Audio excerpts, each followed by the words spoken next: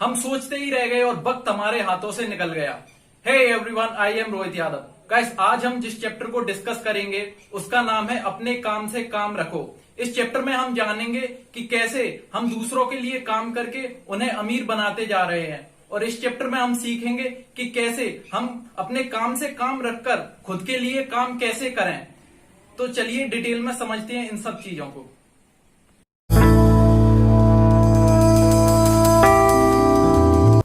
ये इस book rich dad poor dad का चैप्टर नंबर 4 है और इस चैप्टर का नेम है अपने काम से काम रखो, मतलब सिर्फ अपने काम पर ध्यान दो। तो यह चीज सीखेंगे हम मैकडोनल्ड के मालिक से।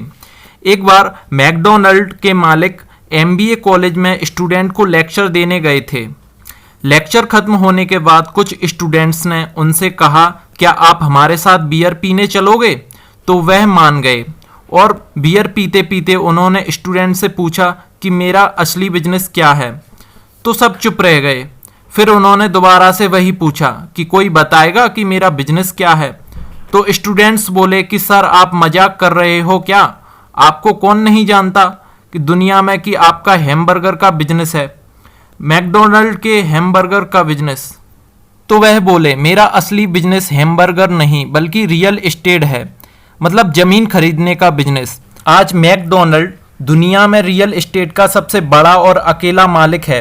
मैकडोनल्ड के पास अमेरिका और दूसरे देशों में सबसे कीमती और महंगे चौराहे और नुक्कड़ हैं। मैकडोनल्ड के मालिक रे बताते हैं कि हमें अपने प्रोफेशन और अपने बिजनेस में अंतर पता होना बहुत जरूरी है। उन्होंने बताया कि हैमबर्गर बेचना मेरा प्रोफेशन है, मेरा असली बिजनेस नहीं है। उन्होंने बताया कि रियल एस्टेट मतलब ज़मीन खरीदना मेरा असली बिजनेस है और उसी की वजह से आज मैं यहाँ तक आया हूँ।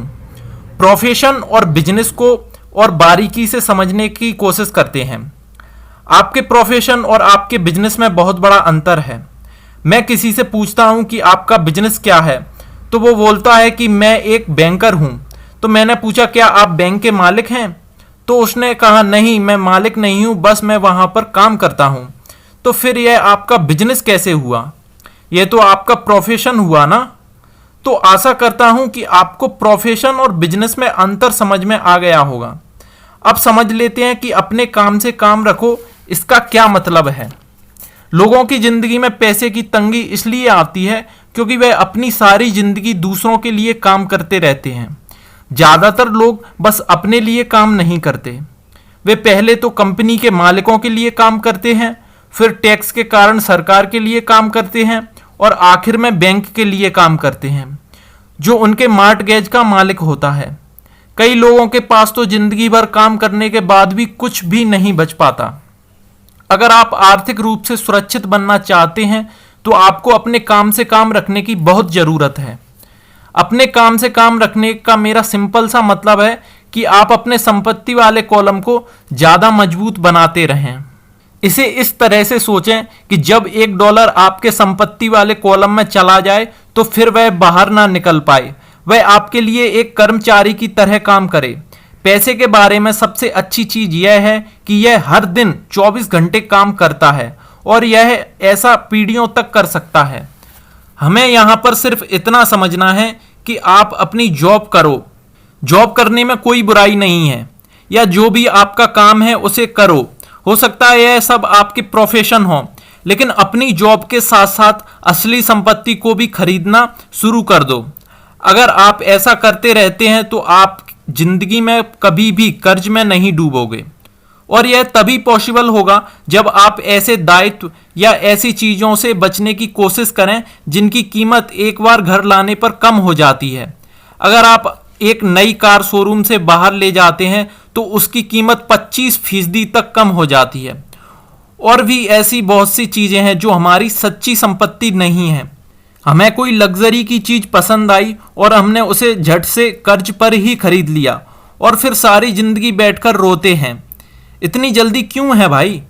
देखिए, ये बात मैं पहले भी कई बार बता चुका हूं और फिर बोल रहा हूं। ज्यादा सैलरी या ज्यादा पैसा मिलने से आपकी समस्याएं खत्म नहीं हो जाएंगी। समस्याएं सिर्फ तभी खत्म हो सकती हैं जब आप अपने फिजूल खर्चों को कम करके और उस पैसे को किसी ऐसी जगह पर इन्वेस्ट करो जहां से आपको हर महीने रिटर्न मिलता ही रहे। ऐसा करने से जब आपका कैश फ्लो बढ़ता है तब आप कुछ लग्जरी की चीजें खरीद सकते हैं। और आपको एक महत्वपूर्ण बात बता दूं, अमीर लोग लग्जरीज की चीजें सबसे बाद में खरीदते हैं, जबकि गरीब और मध्यम वर्गीय लोग विलासिता की चीजें सबसे पहले खरीदते हैं। वे ऐसा इसलिए करते हैं ताकि वे अमीर दिख सकें। वे अमीर तो दिखते हैं लेकिन असल में वे उधार के दलदल में गहरे धंसते चले जाते हैं। अगर आप अपने काम से काम रखकर एक बार आप अपने बिजनेस को बनाने और उसमें निवेश करने का समय निकाल लेते हैं तो आप अमीरों की भीड़ में सबसे आगे हो जाएंगे। तो आशा करता हूं कि आपको अपने काम से काम रखने की इम्पोर्टेंस समझ में आ गई होगी।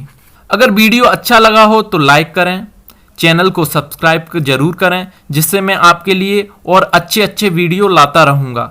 अगली वीडियो में हम इस बुक का नेक्स्ट चैप्टर डिस्कस करेंगे।